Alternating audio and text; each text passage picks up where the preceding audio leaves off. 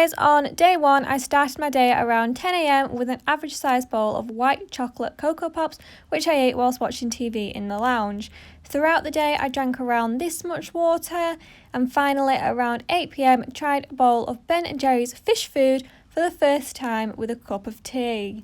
It didn't look as appealing as I'd expected, but it's now my new favourite flavour. If you haven't tried it, you definitely should. I promise I do get up at around 7:30 each day, but just don't eat until lunchtime, hence didn't fancy a breakfasty item. Instead, I had one of my old favourites, Nutella, which is melted in the microwave for approximately 40 seconds with breadsticks dipped in. So yummy. I don't tend to snack around main meals, so I simply had a cup of tea and later tried a new main meal of chicken dipper wrap smothered in mayo and ketchup with a little bit of iceberg lettuce. Day 3 was my auntie's birthday, so we started the day with lunch at Harry Ramsden's. Ever so typically I had classic fish and chips, and later a little bit of chocolate birthday cake, guess what, with a cup of tea, followed a few hours later with a glass of water. To increase fibre in my diet, I've started trying to eat more Weetabix, but I just can't manage it without a little bit of extra sugar. And apple juice. In the afternoon I had a good old cup of tea and another slice of cake. Tea was actually quite scary for me. It was just this tuna sandwich without sweet corn from Diggles that I'd never tried before, with Seabrook's ready salted crisps and a cup of tea. This sandwich also had tomato and cucumber in. I don't think I liked it, to be honest, but at least I tried it. Day 5 was more of an admin day, so I worked in the office with Walker's prawn cocktail crisps, some cocktail sausages and a cup of tea. Unhealthily, I skipped tea and just had a slice of raspberry cheesecake, cream, and oh what a surprise, another cup of tea.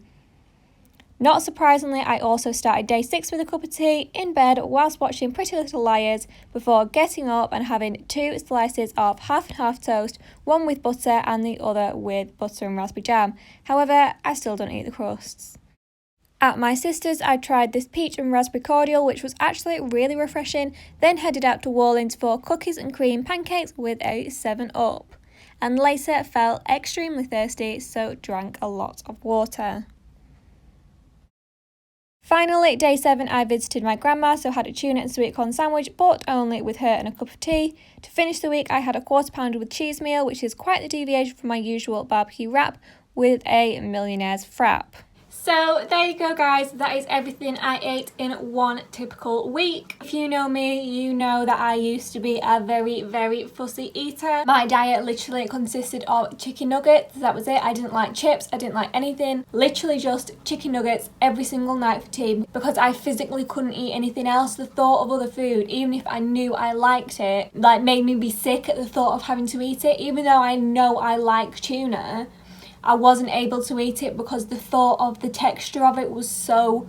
I have been fortunate enough to be able to expand my diet a lot more recently. I've had therapy, counselling, hypnotherapy, all of these sorts of things to try and help me with my diet. It's still obviously not amazing. I still don't really like meat. I physically can't swallow it. I don't like many fruit and veg, but I am getting there. I'm not going to sit here and say I have ARFID or I have had ARFID or I'm recovered from it.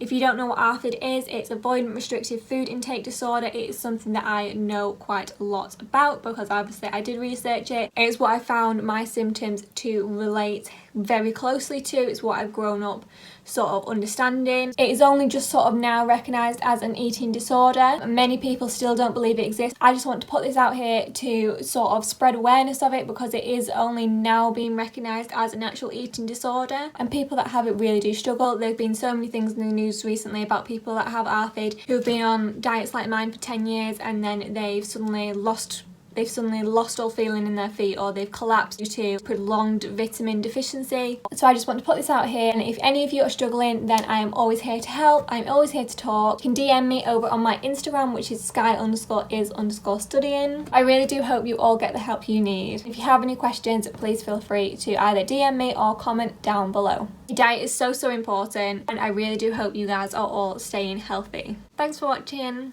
Bye.